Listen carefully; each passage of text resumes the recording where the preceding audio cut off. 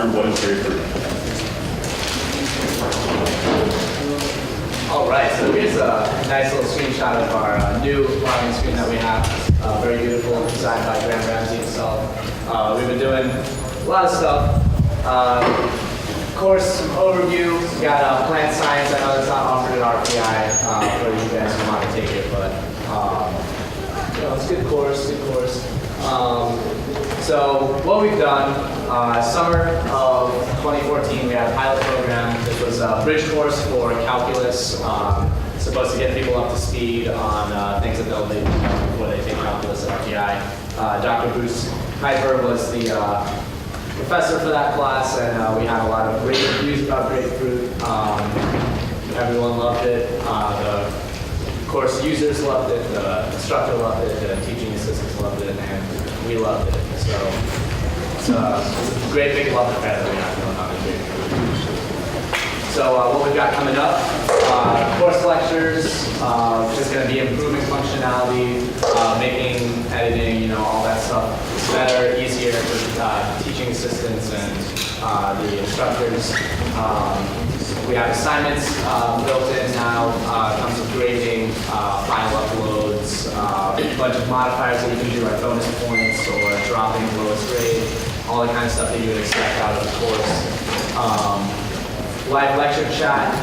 So this is basically a use case where if you were to be using Grapefruit during a live lecture, say I'm a professor, I'm here talking about graph theory, for example, and then we got some questions up here in the audience, but people aren't raising their hand, or they want to have some kind of question session at the end of the class. They can pose their questions in real time. Professor will be able to see on here what's being asked or what's not clear on the subject matter at the moment. So it's a really good way to kind of merge both the physical and the digital learning. And yeah, we got a lot more. Those are the main features that are coming out this spring. Basic info about tech stack, Ruby on Rails, MySQL, Fusion Passenger. We use Server Foundation for the grid system. JavaScript, jQuery, and React.js for more dynamic stuff. React.js is still a work in progress, but what that's going to do is it's going to allow TAs and instructors to be able to edit all parts of the course, be it the lectures more granularly or the whole course all from one page, and it'll be able to be like you click on the box, opens up an editing thing. If you've ever used like any sort of dynamic, like really modern front-end application, then they have kind of features like that. So it's really slick to have that in Grapefruit. All right, so we have some really exciting features coming up for Grapefruit, and there's actually so many features now in the code base that we're not going to show all of them today, but we're just going to show a few of the ones just to establish a foundation, and then some of the new features that we've been working on this past break. So this is a familiar view. This is the course view. We have course description. You can upload files like the syllabus. There's a discussion board, which we'll get into a little bit later. And courses, of course, are structured into groups of capsules, and with that, we have lectures. And lectures can have videos, text files, anything like that. We also have announcements in Grapefruit. So a professor can create an announcement very similar to LMS announcements with a title description that gets emailed out to people in the class. Here's what a lecture looks like. Again, files can be uploaded, videos can be uploaded, and the real cool thing is that once these videos shows up, they'll show up natively as YouTube, media site, or Vimeo. So there's a YouTube video here. You get annotations via the platform. And this is all managed via the course manager. Here's what that looks like. You see a list of capsules. You can edit the course, you can add files. Here's what it looks like expanded. And this state is maintained, so if you go and edit something and come back, it'll be in the same state you were in. So this is adding a lecture user or new course manager, adding a video. And adding a video is really cool. Here you can see you type in a title, a description, and then you just upload a video file. And Grapefruit takes care of all the hard work, so we upload it to YouTube with that description and handle all the embed code, so professors can focus on the content, not the technical details. Here's a quick screenshot of our discussion forum. Simple, but it does the job.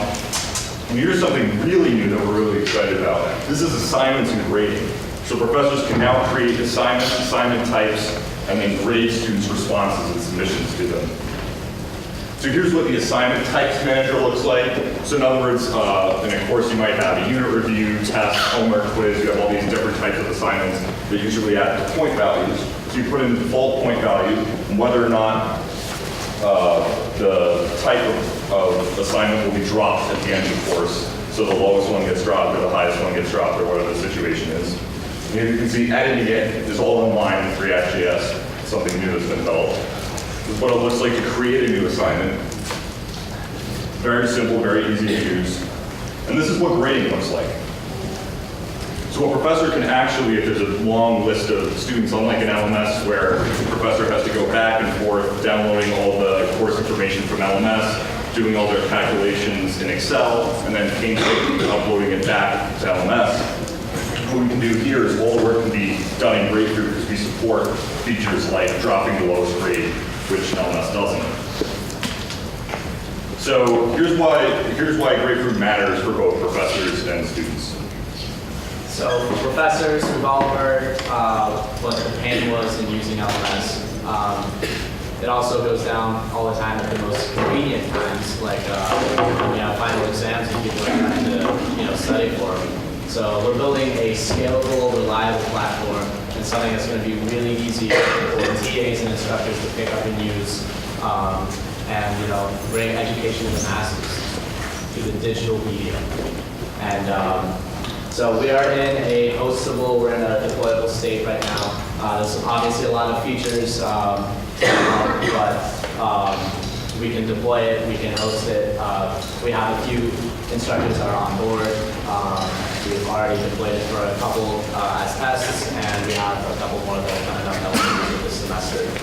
And you can reach us. If there are any instructors here, I don't think there are, but just for the ghosts that are out here, you can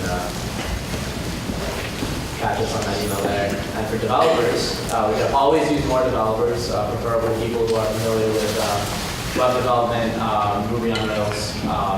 But we are welcome to anyone who's willing to help us out. We have a lot to work on. We have a huge feature set, and we have a lot of visibility and potential. So we'd love to get in touch and to work with you guys. Should also mention we already have a couple of professors lined up just as we did last semester to be working and testing and beta testing the platform, which is really nice.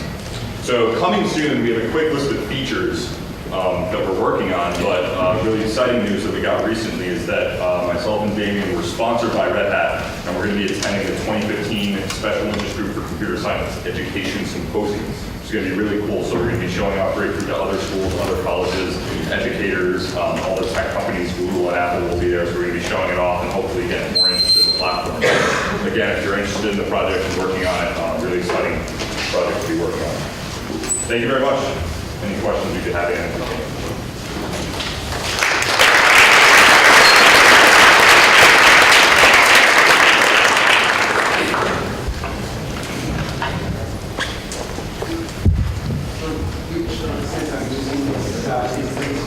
So this semester so far we have Michael Century in Haas, Rebecca Rouse in Communication and Media, and that's all we know of so far. But we have other ones that are interested and we're going to be reaching out to them this semester.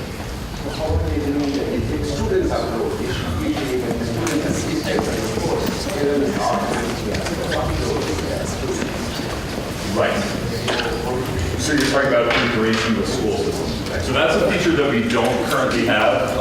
In our upcoming feature list, we have integration with university systems, LMS, SIS, and others.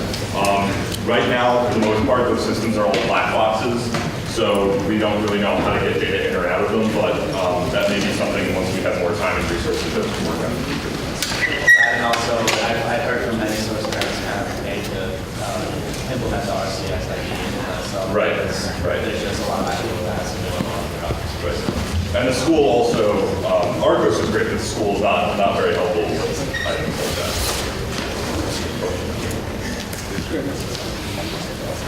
So, when did you start working on this project?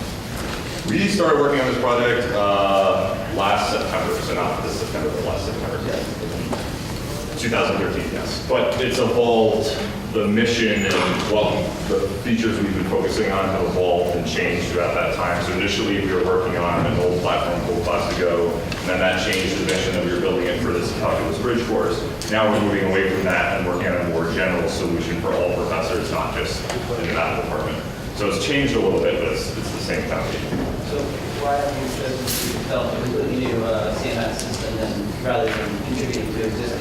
I can talk a little bit more about that. Sure. So I was first working on Class to Go last September, and it was just talking about it over recent, and it was just awful.